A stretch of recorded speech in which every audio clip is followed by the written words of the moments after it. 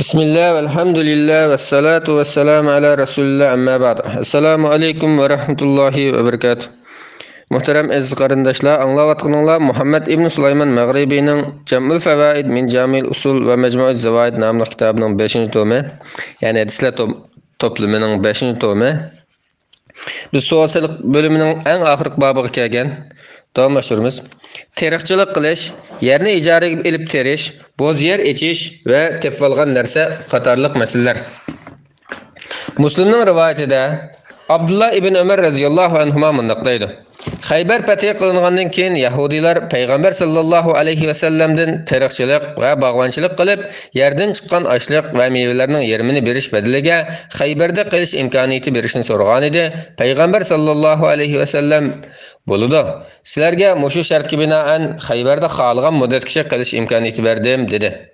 Xaybardan chiqqan meva va oshliq mahsulotlarining yarmi g'animat taqsimoti bo'yicha taqsim qilinadi va Payg'ambar sallallohu alayhi va sallam u g'animatning 5dan 1ini oladi.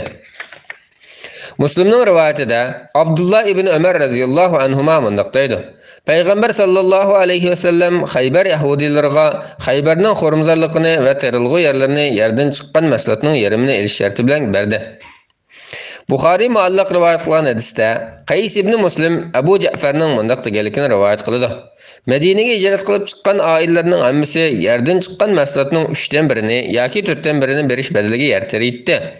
Ali, Said ibn Malik, Abdullah ibn Mas'ud, Umar ibn Abdul Aziz, Qasim, Urva, Abu Bakrning oilasikilar, Umarning oilasikilar, Alining oilasikilar va Ibn Sirin qatorliqlar terikchilik qiladi. Abdurrahman ibn Aswad mundaq deydi. Men Abdurrahman ibn Yazid bilan o'rtaqlashib yer teriydim. Umar radhiyallohu anhu nurg'un kishi bilan o'rtaqlashib yer teriydi. Agar Umar radhiyallohu anhu uruqni chiqarsa, yerdan chiqqan mahsulotning yarmini oladi. Agar uruqni boshqalar chiqarsa, ularmi yerdan chiqqan mahsulotning yarmini oladi. Nasoiyning rivoyatida Nafi'dan rivoyat qilinadiki, Abdullah ibn Umar radhiyallohu anhuma mundaq degan. Payg'ambar sallallohu alayhi va sallamning zamonida terilg'u yerlar yer egasiga suv eriqlarining bo'yidagi ziroatlarning mahsulotini va bir bo'lik somon berish sharti bilan ijaraga beriladi. Men bu somonning qanchalik oz yoki jiq ekanligini bilmayman. Nasoiyning rivoyatida Amr ibn Dinar mundaq deydi. Tavus yerini oltin kumushga ijaraga berishni yaxshi deb qaramaydi. Yerni uningdan chiqqan mahsulotning 3dan 1iga yoki 4dan 1iga ijaraga berishni hech vaqasi yo'q deb qaraydi. Mujohid uningga "Men Ibn Rafi ibn Xadijning yoniga berib, uningdan bu vaqt gadisini anglab kelaman" degan edi. Tavus Allohning nomi bilan qasamki, men payg'ambar sallallohu alayhi vasallamning undaq qilishini to'sqanligini bilgan bo'lsam, hargiz undaq qilmaydim. Lekin menga uningdanmi, ya'ni Ibn Rafi'danmi olimroq kishi, ya'ni Ibn Abbos radhiyallohu anhuma payg'ambar sallallohu alayhi vasallamning biringlar yerini bir qarinishga oshliq olmay bersa, u bu yerning vadiliga ma'lum miqdorda oshliq olganda yaxshidir deganligini so'zlab bergan dedi. Muslimning rivoyatida Anzala Suraqi mundaq deydi. Men Rafi ibn Xadij radhiyallohu anhuning mundaq deganligini anglagan edim. Biz ansariylar tirilg'u yerlari anjiq kishilar edik. Yerlarimizni "Mav yerning mahsuloti bizning bo'lsin, av yerning mahsuloti sizlarning bo'lsin" deb ijaraga beratdik. Ba'zida mav yerdan mahsulot chiqib, av yerdan mahsulot chiqmay qoladi. Shunga payg'ambar sallallohu alayhi vasallam bizni mundaq qilishni to'sdi. Ammo yerni kumushga ijaraga berishdan bizni to'smagan edi. Buxoriydagi yana bir rivoyatda u kunlarda yerni oltin va kumushga ijaraga bergan ish yo'q edi deyilgan. Muslimning rivoyatida Nafi mundaq deydi. Ibn Umar radhiyallohu anhuma payg'ambar sallallohu alayhi va sallamning zamonida Abu Bakr radhiyallohu anhuning, Umar radhiyallohu anhuning, Osman radhiyallohu anhuning xalifalik zamonlarida va Muaviya radhiyallohu anhuning xalifaligining bosh tarafida yerni ijaraga beradi. Ammo Muaviya radhiyallohu anhuning xalifalik davrining oxirgi mezgiliga kelganda Ibn Umar radhiyallohu anhumaga Rafi ibn Xadij radhiyallohu anhuning bir hadis yetgan bo'lib, bu hadisda payg'ambar sallallohu alayhi vasallamning yerni ijaraga berishni to'sqanlik aytilgan. Shuning bilan Ibn Umar radhiyallohu anhuma Rafi ibn Xadij radhiyallohu anhuning qashig'iga kirdi. Menmi uning bilan birlikda edim. Heliqi hadis haqida so'ragan edi, u payg'ambar sallallohu alayhi vasallam terilg'u yerlarni ijaraga berishni to'satdi dedi. Shuningdan keyin Ibn Umar radhiyallohu anhuma yerini ijara bermaydigan bo'ldi. U bu vaqt savol so'rg'uvchilarga Rafi ibn Hadij radhiyallohu anhuning aytishicha, payg'ambar sallallohu alayhi vasallam yerni ijaraga berishni to'sgan ekan deb javob berdi. Muslimning rivoyatida Hanzala ibn Qays Ansari mundaq deydi: "Men Rafi ibn Hadij radhiyallohu anhudan yerni oltin va kumushga ijaraga berish haqida so'ragan edim. U bo'laverdi. Kishilar payg'ambar sallallohu alayhi vasallamning zamonida yerlarni suv oqadigan yerlardan va eriq bo'ylaridan chiqadigan mahsulotni berish, shundaqla muayyan miqdorda oshliq berish sharti bilan ijaraga oladi. Natijada u yerdan oshliq chiqib, bu yerdan chiqmay qoladi, yoki u yerdan chiqmay bu yerdan chiqadi. Ondan ijaraga to'ligidek oshliq topilmay qoladi. Shuning uchun ular undaq qilishdan cheklandi. Ammo aniq va muayyan miqdorda narsaga ijaraga olsa, uning hech yomoni yo'qdir", dedi. Muslimning rivoyatida payg'ambar sallallohu alayhi vasallam bizga foydali bo'lgan ishdan to'sdi. Lekin Allohga va uning payg'ambariga itoat qilish biz uchun texim foydalidir. U bizni yerni tayyor oshliqqa, yerdan chiqqan oshliqning 3dan 1ga, 4dan 1ga va muayyan miqdorda oshliq berishga ijaraga berishni to'sib, yer egisini yo o'zi terishga, yo boshqalarga terg'izishga buyurdi. Tirmizining rivoyatida Zuhayr ibn Rafi'dan yuqoridagiga o'xshash mazmunda hadis rivoyat qilingan.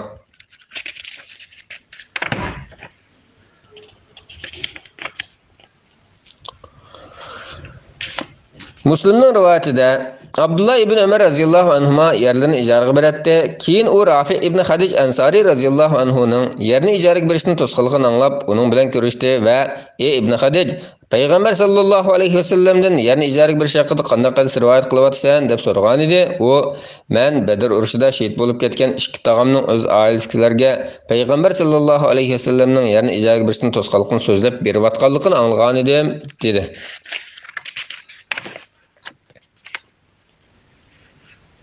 Malikning rivoyatida Ibn Shihab bundaq deydi: "Men Salim ibn Abdullah ibn Umardan terilg'i yerlarni ijaraga berish haqida so'ragan edim. U yerni oltin va kumushga ijaraga bersin bo'laverdi", dedi. Men undaqda Rafi ibn Hadij radhiyallohu anhu da rivoyat qilgan hadisga nima deysan degan edim. U Rafi radhiyallohu anhu bek ashir o'tibdi. Agar mening terilg'i yerim bo'lgan bo'lsa, men uni ijaraga bergan bo'lardim, dedi. Nesai'ning rivoyatida Said ibn Abu Waqqas radhiyallohu anhu mundaq deydi: "Payg'ambar sallallohu alayhi vasallamning zamonida terilg'i yerlarning egillari yerlarini suv iqillarining bo'yidan chiqadigan mahsulotni o'zi elish sharti bilan ijaraga beradi. Bir qatim ular bu ishda kelisholmay payg'ambar sallallohu alayhi vasallamning oldiga davolashib keldi. Shuning bilan payg'ambar sallallohu alayhi vasallam ularni yerlarini bu shaklda ijaraga berishni to'sdi va yerlaringlarni oltin va kumushga ijaraga beringlar, dedi. Abu Davudning rivoyatida Hisham ibn Urva otasi orqali Said ibn Zayddan payg'ambar sallallohu alayhi vasallamning mundaq deganligini rivoyat qiladi: "Kimki bo'z yer ichib o'lik ziminni tirildirsa, bu yer uning bo'ladi. Keyin daraxt qo'yib olgan yoki bino solib olgan zolimning u yerda haqqi yo'q." Abu Davudning rivoyatida Urva mundaq deydi: "Bu hadisni men so'zlab bergan kishining aytishicha, ikki odam payg'ambar sallallohu alayhi vasallamning oldiga davolashib borgan. Ularning biri yana biriga yeriga bir tup xorum daraxt qo'yib olgan ekan. Payg'ambar sallallohu alayhi vasallam yer egasiga o'zining yerini buyurib berib, xorum daraxining egisini xorum daraxini u yerdan qumir olish buyurgan. Men u xorum daraxining yiltizlari palti bilan chepilib, u yerdan qumir o'tilganligini ko'rdim. U daraxt haqiqatan nihoyat egiz o'sgan ekan." Abu Davudning rivoyatida Urva mundaq deydi: "Men shundaq guvohlik beramanki, payg'ambar sallallohu alayhi vasallam zimin Allohning ziminidir. İnsanlarmı Allah'ın bandalaridir. Kimki bo'z yer ichib o'lik ziminni tirildirsa, u bu yerga igdarchilik qilishga eng haqli kishidir" deb hukm qilgan ekan. Sahobalar bu hukmni bizga payg'ambar sallallohu alayhi vasallamdan xuddi 5 vaqt namozni elib kelgandek elib keldi.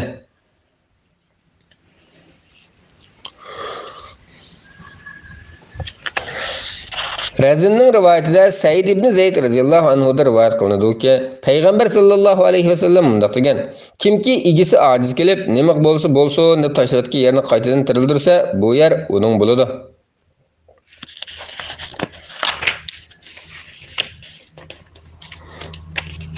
Muslimning rivoyatida Munba'isning azadgarisi Yazid mundaq deydi: "Men payg'ambar sallallohu alayhi vasallamning sahabasi Zayd ibn Khalid Juhani radhiyallohu anhuning mundaq deganligini anglagan edim. Biri Peygamber sallallahu aleyhi ve sellem'den tepip algan altın yoki kumushni qanday qilish kerakligini haqida so'rgan edi. Peygamber sallallahu aleyhi ve sellem Әмменне ve boqishni bir yilg'ish to'nitqin. Angacha egiz chiqmasa ishlatgach bo'lgan. U seningda amonat sutida qolsin. Kunlarning birida egiz kelib qolsa, uni egisi qaytarib bergin dedi. Uningdan yana yutib ketgan tugini tepvas qanday qilish kerakligi haqida so'rgan edi. Payg'ambar sallallohu alayhi va sallam tugi bilan sening nima ishing? Uni qo'yib etgan. Uning 4 oyga o'z bilan billa suv bo'yiga o'z bora oladi. O'cheplar bilan qo'rqin to'yg'iza oladi. Shu arada uni egiz tepib oladi dedi. Uningda yana yutib ketgan qo'yin tepvas qanday qilish kerakligi haqida so'rgan edi. Payg'ambar sallallohu alayhi va sallam uni tutib olgan. U ya sening yoki boshqa bir qarindishingning va yoki bo'rining rizqi bo'ladi dedi. Buxoriydagi yana bir rivoyatda Yezid bunday deydi. Qo'ymu ham to'nitiladi. Buxoriydagi yana bir rivoyatda bunday deyilgan. Biri Payg'ambar sallallohu alayhi va sallamdan: "Ey Rasululloh, yutib ketgan tugini tepvas qanday qiladi?" deb so'rgan edi. Payg'ambar sallallohu alayhi va sallamning achchiq kelganligidan ikki mangzi yoki yuzi qizarib ketdi. Ondan tugi bilan sening nima ishing dedi. Tirmiziyning rivoyatida Ubay ibn Ka'b radhiyallohu anhu bunday deydi. Men Payg'ambar sallallohu alayhi va sallamning zamonida 100 yillar bir amyan tepib olib, Payg'ambar sallallohu alayhi va sallamning qishig'i olib keldim. U menga uni 1 yilg'ish to'nitgan dedi. Men uni 1 yilg'ish to'nitgan bo'lsam-mu, egisini topa olmadim. Ondan men uni Payg'ambar sallallohu alayhi va sallamning qishig'i olib kelgan edim. U uni yana 1 yilg'ish to'nitgan dedi. Men uni yana 1 yilg'ish to'nitgandan keyin uning qishig'i olib keldim. U yana 1 yilg'ish to'nitgan. Sonining qancha ekanligini, hamyanni va uning boqqishini to'nitgan. Agar egiz kelib sen uning sonini, hamyanning qanaqligini va boqqishini aytib beralsa, tillalarni uningga bergin. Agar yana egiz chiqmasa, o'zing ishlatgin dedi. Abu Davudning rivoyatida Amr ibn Shuayb dadasidan buvisining mundaq deganligini rivoyat qiladi. Payg'ambar sallallohu alayhi va sallamdan shaxtiki mevani olsa bo'ladigan yoki bo'lmaydiganlik haqida so'rgan edi. Payg'ambar sallallohu alayhi va sallam och qolgan biri uni itaklab olmasdan qo'rqib tushlik qolsa hech bak yo'q. Kimki uningdan elib chiqib ketsa ikkisi to'laydi. Bu uning jazosidir. Kimki uningdan biror narsani quritish uchun yeyitib bo'lgandan keyin o'g'irlasa va o'g'irlagan mevaning qimmati bir qalqonning qimmatiga yetsa, uning qo'li kesiladi dedi. Ondan yutib ketgan tuga va qo'yin tepib olish qanday qilish kerakligi tilga olindi. Ondan biri tepib olsa narsa kerakni qanday qilish haqida so'rgan edi. Payg'ambar sallallohu alayhi va sallam kishilar kelib ketib turadigan yo'ldan va mahalla ichidagi yo'ldan tepib olgan narsani 1 yilg'ish to'nitgan. Agar egiz chiqsa qaytarib bergin. Navoda egiz chiqmasa, u narsa sening bo'ladi. Ammo xarobelikdan va o'tmishda ko'mib qo'yilgan yerdan yoki kandan tepib olingan narsalarning 5dan biri davlat xazinasiga topshiriladi. Qolgani tepib olgan shaxsning bo'ladi dedi.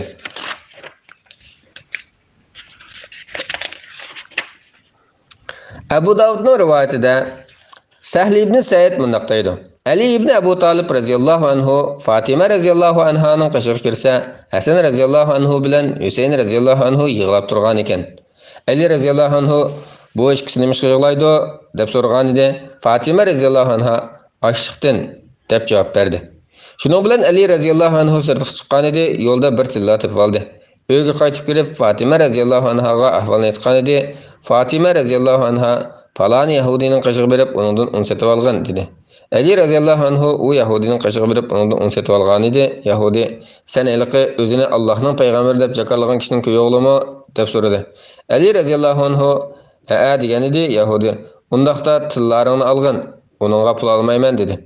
Ali radhiyallohu anhu uni elib Yahudining yonidan chiqib Fatima radhiyallohu anhaning qishig'iga keldi va ahvolni uning so'zlab berdi. Fatima radhiyallohu anha: "Undaq bo'lsa, sen falani qassobning do'koniga berib, uningdan 1 tangalik go'sht yetib olgin" dedi. Ali radhiyallohu anhu qassob do'koniga berib 1 tilla pulni tanganing o'rniga go'raga qo'yib 1 tangalik go'sht olib keldi. Fatima radhiyallohu anha ximir yug'urdi, qozon ostidan non yoqdi va otasini chaqirgan odam evatdi. Payg'ambar sallallohu alayhi va sallam kelganda Fatima radhiyallohu anha: "Ey Rasululloh, men sana bu tomoqning kelib chiqish manbasini aytib beray. Agar sen uni bizga halol ko'rsang, biz uni yeyli. Senmi bizdan bilgan? Aslida bu tomoq mundaq yo'l bilan keldi" dedi. Ahvolni tafsili anglagan Payg'ambar sallallohu alayhi va sallam tomoqni bismillah deb yanglar dedi. Shunda qilib ular tomoqni yedi. Tomoqdan keyin ular texi o'rnidan qo'zg'almay turishiga bir bola Allohning nomini va islomning haqoratini tilga olib 1 tilla pulni izdiga turdi.